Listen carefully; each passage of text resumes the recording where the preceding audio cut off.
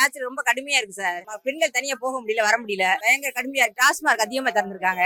எல்லா பெண்களும் எல்லாம் அழுது புலம்பிட்டு இருக்காங்க. பஸ்ஸை விடுறேன்னு சொல்லி விட்டாங்க. பஸ்ஸை விட்டு மக்களை பூரா பாதிச்சு பாதி பேர் தற்கொலை பண்ணி வழி இல்ல, பீஸ் கட்ட முடியல, பொம்பளைக்கு தனியா போக முடியல, வர முடியல. எந்த பாதுகாப்புமே இல்ல சார். ஒரு பாதுகாப்பு கூட இல்ல. ஓடிடுறாங்க சார், நிப்பாட்டுறாங்க. வந்து இலவசமா எத்தனை ஓடி போயிடுறாங்க, நிப்பாட்ட மாட்டேங்கிறாங்க பஸ்ஸ. போமா நீ அப்படின்னு சொல்றாங்க. மதிப்பு இல்ல, எதுவுமே பெண்களுக்கு உரிமையே கிடையாது. சும்மா பேரை சொல்லி இது பண்றாங்க. Wine shop மூடுறேன்றாங்க.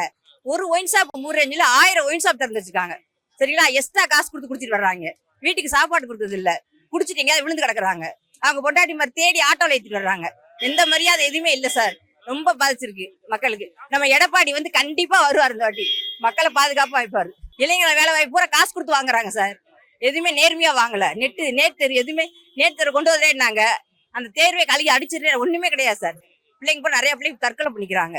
எதுவுமே கிடையாது மக்களுக்கு. பெண் பிள்ளைகளுக்கு நிறைய சலுகை சார். மாசமா இருக்குங்களா காசு, கல்யாணம் முடிச்சா காசு, எல்லாத்துக்குமே காசு கொடுத்தாங்க. வளைகாப்பு சேலை எல்லாமே எடுத்து கொடுத்தாங்க.